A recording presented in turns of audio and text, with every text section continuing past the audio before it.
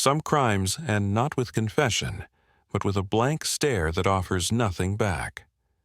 These cases follow teenagers whose affect never bridged to remorse, forcing investigators to rely only on clocks, cameras, files, and the silent logic of evidence. Mason Reddick. On October 14, 2021, Dayton, Ohio witnessed sentencing in a high-profile homicide. Reddick, 17, received 30 years to life for killing a rideshare driver he had summoned under a false account. But what drove a suburban junior to treat an ordinary pickup like a staged hunt? Crime timeline. The end arrived first.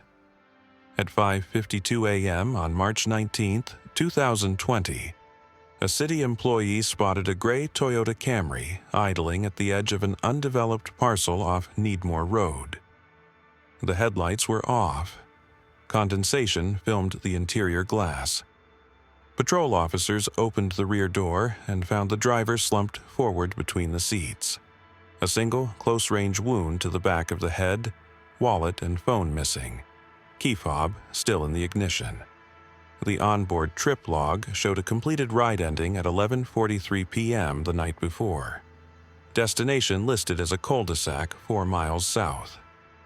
Tire tracks left the paved spur and curled back toward the road as if another car had arrived, braked, then left. Detectives moved backward. At 10:58 p.m. on March 18th, the victim accepted a fare request originating near a shuttered strip mall on Linden Avenue. Security cameras from a pawn shop captured the Toyota pulling alongside a lone figure in a dark hoodie. The figure entered the rear passenger side.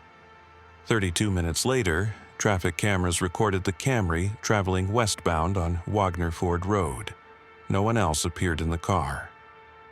From 11:41 p.m. to 11:46 p.m., a cluster of phones pinged a tower near the cul-de-sac.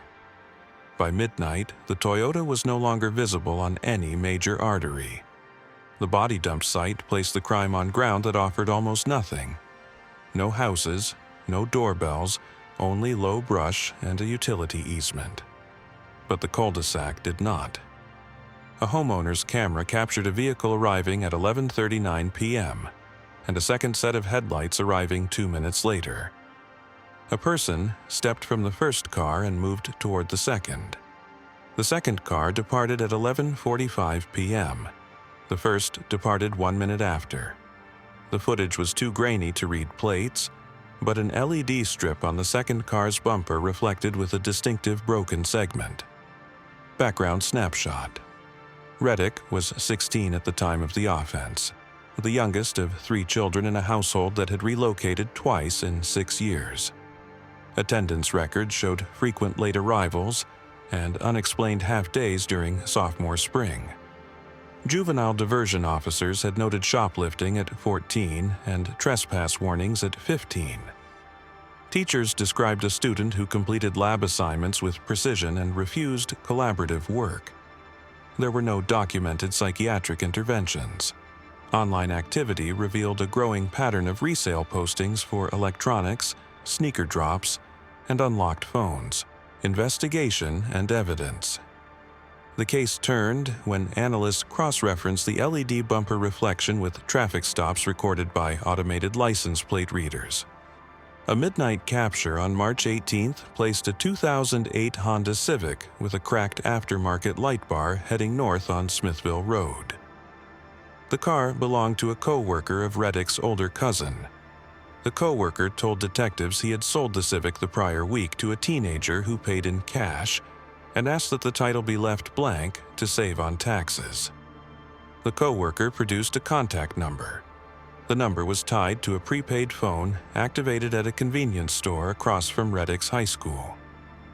Store footage showed Reddick buying the phone at 3:16 p.m. on March 16th. Digital forensics did the rest.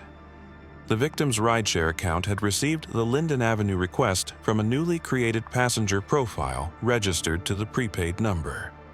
The IP address that created the profile traced to a Wi-Fi network in Reddick's home.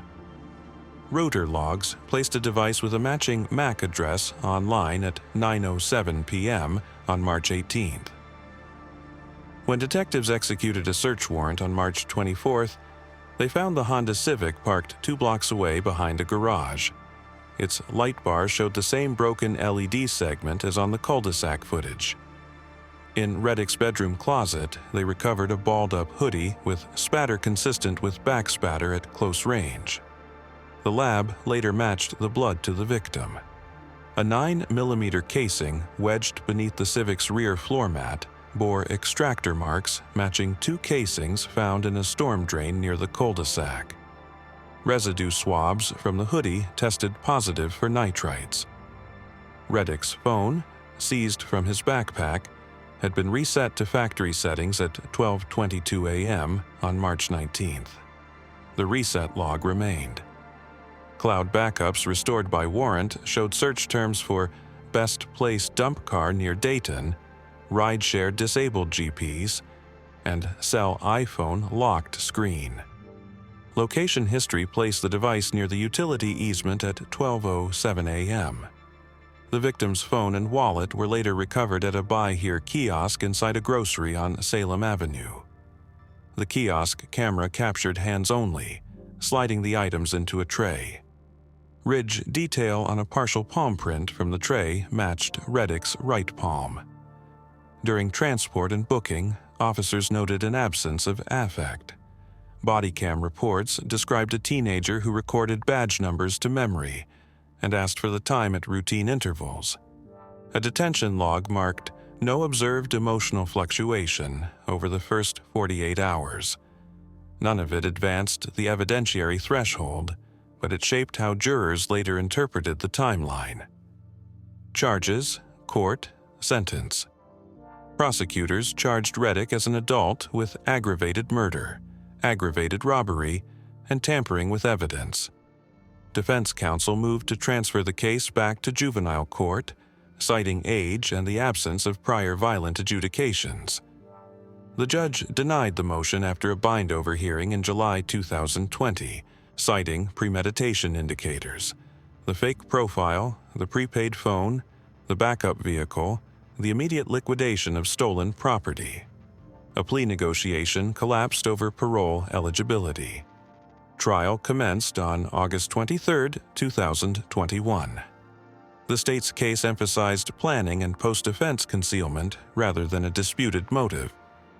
Jurors saw synchronized clips: the pawnshop pickup, the cul-de-sac headlights, the Honda's light bar, the kiosk tray, the router log. A firearms examiner testified to extractor mark concordance across casings. A digital analyst walked through the rideshare account creation log.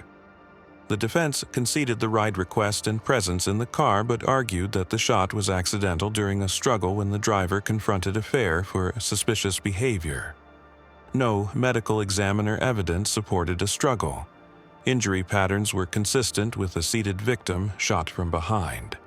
On October 1, 2021, the jury found Reddick guilty on all counts.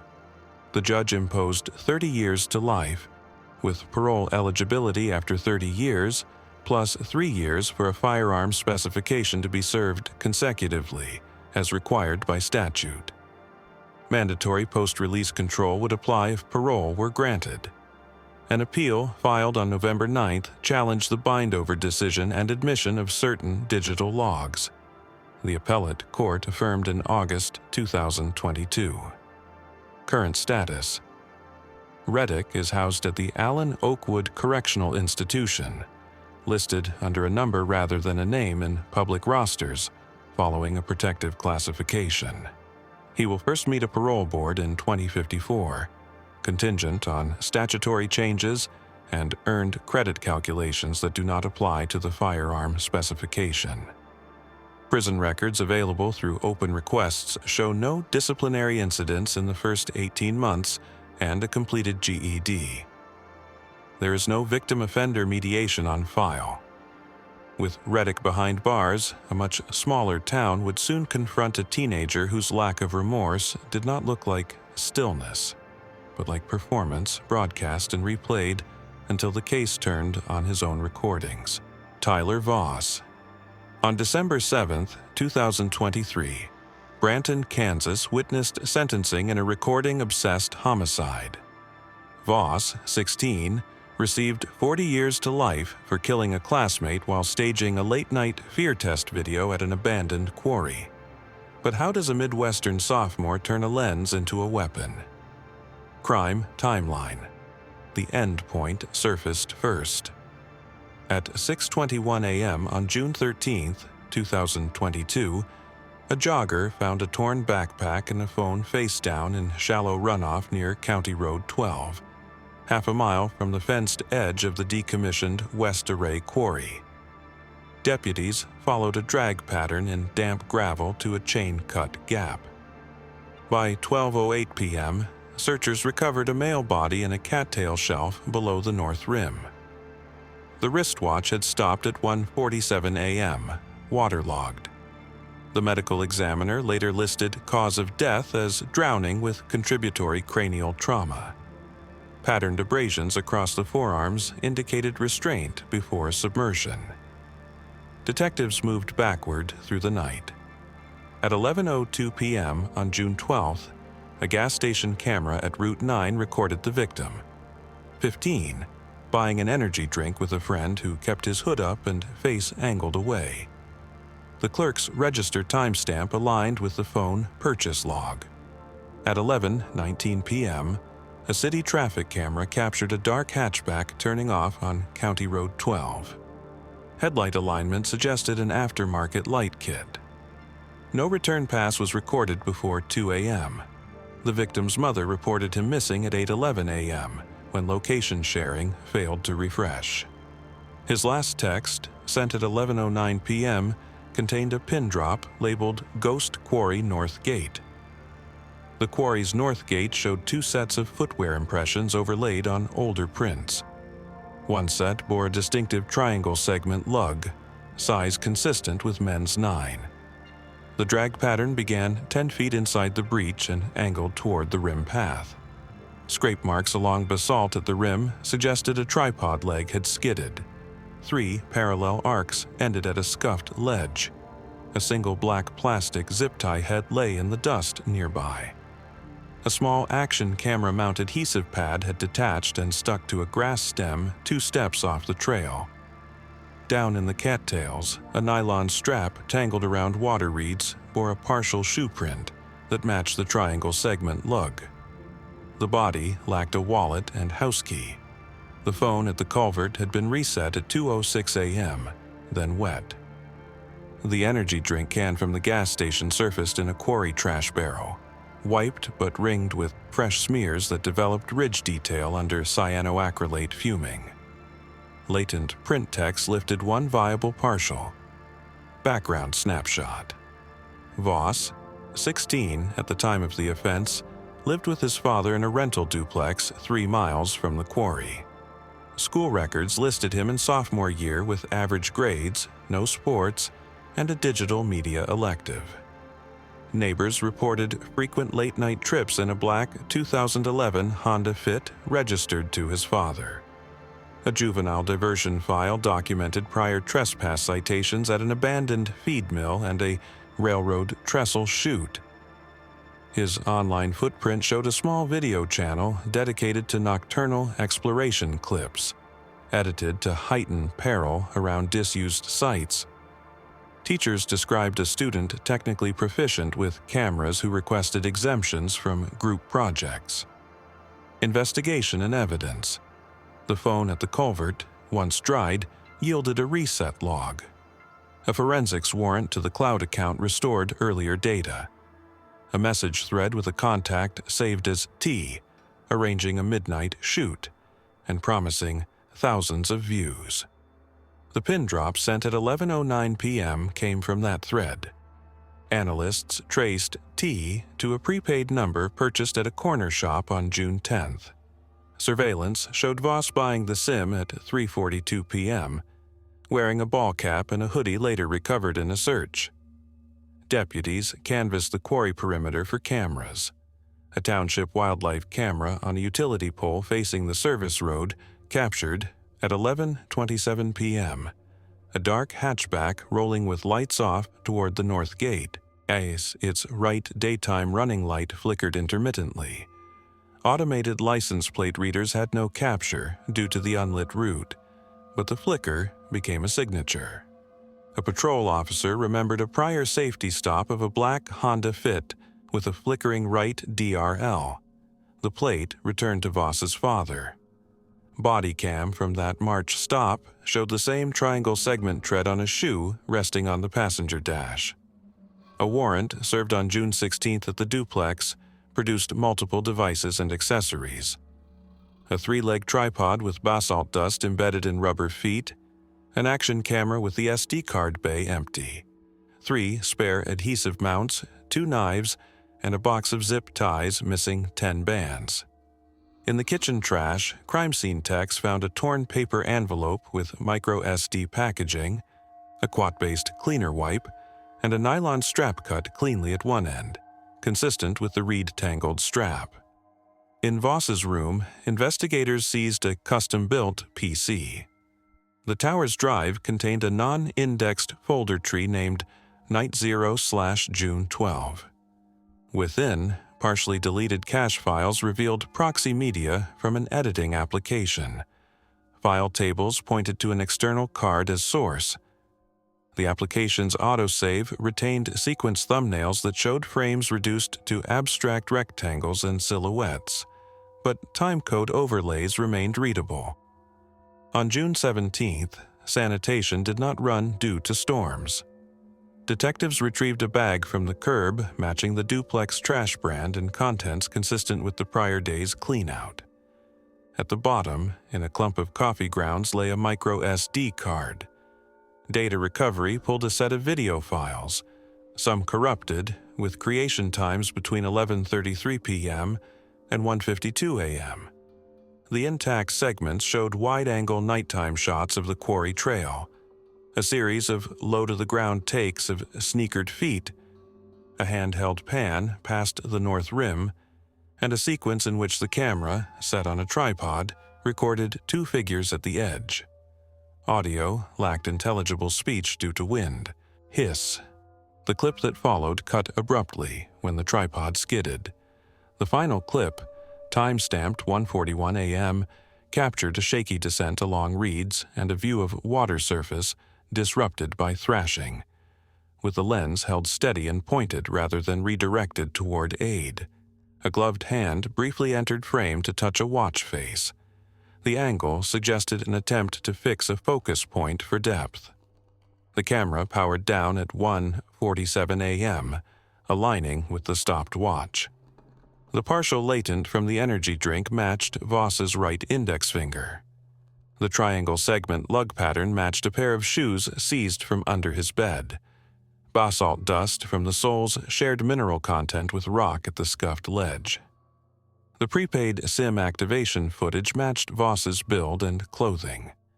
Purchase records from a hardware store 2 miles from the duplex showed a receipt on June 11th for zip ties and a nylon strap, paid in cash. A forensic scrape of the PC revealed deleted browser tabs speculating on how to remove metadata, how long drown no struggle, and reset iPhone before selling. Booking reports noted an unvarying affect over 36 hours. Detention logs documented a request for a notebook and sequential lists of video gear specifications written during wake periods. A jail clinician recorded no spontaneous statements about outcome, focused on equipment. Charges, court, sentence. The county attorney charged Voss as an adult with premeditated first-degree murder, aggravated kidnapping, and interference with a law enforcement officer. A reverse transfer motion to juvenile court argued impulsivity and absence of prior violence. The court denied after a hearing on September 9, 2022, citing extended planning, luring by deception, and post-offense evidence destruction. Plea offers hinged on minimum parole terms. Voss declined. Trial opened on October 16, 2023. The state's case prioritized sequence reconstruction. Jurors watched synchronized exhibits: the gas station timestamp, the wildlife camera flicker, the editing autosave thumbnails with preserved time codes, the recovered card's final clip. The medical examiner testified the cranial trauma pattern fit a fall combined with restraint, and drowning ensued without rescue. A footwear examiner matched the triangle segment lugs by class and wear. The defense argued accidental fall during a consensual stunt and panicked concealment, asserting the strap and zip ties were generic props common to the channel's shoots. The jury deliberated for 9 hours. On December 7, 2023, the court entered convictions on all counts. The judge imposed a life sentence with a minimum of 40 years before parole eligibility on the murder count, plus a consecutive 60-month term for aggravated kidnapping and a concurrent 12-month term for interference. Restitution covered the family's funeral and search costs. The court ordered a lifetime post-release supervision term if parole is ever granted. An appeal filed on February 1, 2024, asserted evidentiary error regarding the video clips and denial of reverse transfer. The appellate docket lists briefing complete and decision pending. Current status: Voss is housed at the Hutchinson Correctional Facility pending final classification. Department records show enrollment in a GED math module and placement on a restricted property list that excludes personal recording devices. His earliest parole consideration date is December 2063, subject to statutory changes that do not currently reduce minimum terms for the offense of conviction. A no-contact order remains in effect regarding the victim's family. Riley Sloan.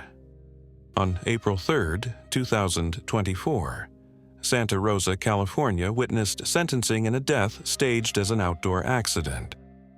Sloan, 17, received 25 years to life for killing a classmate during a dusk hike at Trione-Annadel State Park and leaving the scene as if a misstep had done the work. But what drove a high-achieving junior to turn a weekend trail into a controlled drop?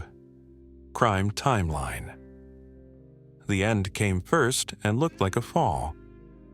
At 7:18 a.m. on October 15, 2023, two mountain bikers on Rough Go Trail found a backpack 10 yards off the path and, moments later, a body down a granite chute below the Laidson Marsh overlook. The watch on the wrist had auto-detected a hard fall at 6:41 p.m. the previous evening and logged no movement afterward. Park rangers sealed a perimeter. The medical examiner later fixed death between 6:40 and 6:55 p.m., listing blunt force trauma with cervical fractures consistent with a forward propulsion over a short cliff. Detectives worked backward. The park's north lot camera recorded a white Subaru Outback entering at 5:12 p.m. on October 14th and exiting at 7:03 p.m. The license plate returned to Sloan's mother. Toll records showed the Outback crossing a Highway 12 gantry at 4:39 p.m. toward the park, then again at 7:24 p.m. toward town. A kiosk camera near the trailhead captured two figures at 5:19 p.m., both in athletic wear, the shorter carrying a blue hydration pack later found near the chute. The taller, consistent with Sloan's height, wore a brimmed cap and carried a small tripod slung in a side pocket. Phone logs drew a tighter loop. The victim's device left home at 4:58 p.m., reached the park at 5:16 p.m., and ceased transmitting at 6:41 p.m., the moment of the fall alert. Its battery continued to report for 6 more minutes while stationary. Sloan's phone, by contrast, showed a location gap between 6:22 and 6:58 p.m. when it had been placed in airplane mode. Service resumed as the Subaru exited the lot. At 7:11 p.m., a short video clip appeared on Sloan's social account showing a wide shot of autumn light over Grape Rose, posted with a timestamp aligned to a location near Sonoma Valley. telemetry later showed the clip had been exported earlier that afternoon and scheduled for release. The trail topography told its own sequence. Shoe impressions on the overlooked granite were faint, but distinct enough for class characteristics. A hexagonal lug pattern in women's size 8, and a smoother runner's sole around size 7. Parallel scuffs in lichen at the lip suggested a slip or a struggle. A small rubber foot pad from a compact tripod lay in soil within a yard of the edge. 2 matching pads remained in the tripod later seized. Downfield from the chute, a hydration pack had tumbled intact. The chest strap was clipped. Neighbors in Santa Rosa did not report any distress calls that night. Instead, at 8:18 p.m., a license plate reader captured the Outback passing a retail center. Store cameras showed Sloan entering a pharmacy alone at 8:26 p.m. and buying adhesive bandages and antiseptic wipes. At 8:51 p.m., she used a self-checkout at a grocery for a rotisserie chicken and bottled tea. At 9:37 p.m., the Outback returned to the family complex. A security camera recorded Sloan carrying the grocery bag upstairs. She texted a teacher at 10:12 p.m. asking for context notes for Monday's lab. Background snapshot. Sloan was 17 at the time of the offense, an honors track student enrolled in track and a digital photography elective. She lived with her mother in a 2-bedroom apartment on the east side of Santa Rosa. Her parents were divorced. School files recorded consistent attendance, a leadership position in a service club, and a minor disciplinary referral in 9th grade for unauthorized use of a lab key to enter a classroom after hours. Peers described a student who planned meticulously and preferred structured environments. There were no juvenile court adjudications on record. Investigation and evidence. Initial reports considered an accidental fall. That changed when a geofence warrant returned an unusual pattern. Sloan's phone went dark for 36 minutes, precisely bracketing the estimated time of death, while the car's telematics showed the Outback idling in the lot between 6:58 and 7:02 p.m. with the rear hatch opened and closed once. A search warrant executed on October 18th recovered the Outback and items in Sloan's room. The compact tripod missing 1 rubber foot pad, a brimmed cap matching the kiosk still, and trail shoes with hexagonal lugs bearing granite dust. Digital forensics provided the spine of the case. Investigators found a second device, a prepaid phone, powered off in a shoebox. Its activation date was October 12th. Activation footage from a downtown bodega showed Sloan wearing the same brimmed cap. The prepaid's only notable use was a burst of location queries for Annadel sunset times and trail maps on October 14th around noon, then nothing. On Sloan's primary phone, deleted but recoverable notes included a checklist saved October 13th. Water, snacks, spare socks, extra bandages, cap, gloves. A later revision removed gloves. Cloud backups contained a half-drafted caption dated October the 14th at 2:31 p.m., referencing 2 girls chasing sunset at the ridge, later edited to a singular form. A health app log recorded a step spike and a heart rate peak at 6:43 p.m., with a sudden drop to resting levels by 6:55 p.m., consistent with a controlled descent to the lot rather than a chaotic search. Wear patterns on the seized trail shoes matched the hexagonal impressions near the overlook. Trace analysis lifted microscopic plant fragments from the lugs. These included crushed lichen consistent with the specific overlook lip. A fragment of clear elastomer found in Sloan's backpack matched, in hardness and composition, the missing tripod foot pad recovered at the scene. The victim's hydration pack, recovered down the chute, bore a faint transfer of sunscreen consistent with Sloan's brand identified in a bathroom caddy at the apartment. Mixed touch DNA on the chest strap included both profiles but no unknown contributors. Medical findings undermined an accident theory. The cervical fractures combined with patterned bruising on the upper arms suggested forward force by another person rather than a slip. The absence of defensive scrapes on the palms alongside a clipped chest strap suggested the pack had not entangled in a way that would cause a spontaneous forward fall. A hiker on a lower trail later reported hearing scrabbling then silence between 6:40 and 6:45 p.m. His smartwatch location corroborated presence beneath the overlook at that time. The Subaru's infotainment system retained a navigation history. On October 14th, a route query to Ledson Marsh Parking appeared at 4:12 p.m., followed by a query at 7:05 p.m. to nearest open pharmacy. Surveillance along the return corridor filled gaps. A traffic camera at Montgomery Drive and Summerfield Road captured the Outback at 7:18 p.m. A roofline reflection showed a single occupant in the driver's seat. Charges, court, sentence. The district attorney charged Sloan as an adult with first-degree murder and special circumstance allegations for lying in wait. Bail was denied after an October 20th hearing that emphasized the airplane mode gap, the pre-scheduled social clip, and the navigation sequence showing pharmacy search minutes after the event. Defense counsel argued accidental fall during a photo setup and panic-driven flight, pointing to the tripod and the victim's history of impulsive poses at overlooks. Trial began on February 12, 2024, at the Sonoma County Superior Court. The state's case was a scaffold of timestamps. Entry at 5:12 p.m. Kiosk still at 5:19 p.m. Last healthy vital at 6:40 p.m. Phone dark from 6:22 to 6:58 p.m. Telematics hatch open at 7 p.m., pharmacy camera at 8:26 p.m. A biomechanics expert explained how forward-directed force at the shoulder girdle, applied near the lip, produced the observed fracture pattern and trajectory. A digital analyst walked the jury through the health app peaks and the edited plural to singular caption.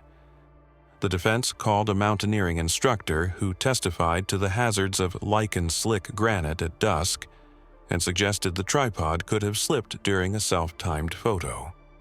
On cross, the state introduced a lab match tying the tripod's missing foot pad to the pad at the lip. On March 28, 2024, the jury returned a verdict of guilty on first-degree murder. It did not find the special circumstance proven beyond a reasonable doubt, rejecting the lie-in-wait allegation. On April 3, 2024, the court imposed a term of 25 years to life, the minimum indeterminate term for the count, with parole eligibility after 25 calendar years. The court recommended no contact conditions and ordered restitution. A notice of appeal filed April 10th challenged admission of the health app data and the propriety of the geofence warrant. Briefing remains pending. Current status: Sloan is incarcerated at the Central California Women's Facility under an initial reception classification. Department records list completion of intake assessments, placement on restricted movement for 60 days per policy, and enrollment in a GED science module. Her earliest possible parole hearing falls in 2049, subject to earned credits that do not shorten the statutory minimum. No restorative justice requests are on file. Victims' family objections to parole review have been noted in the case management system.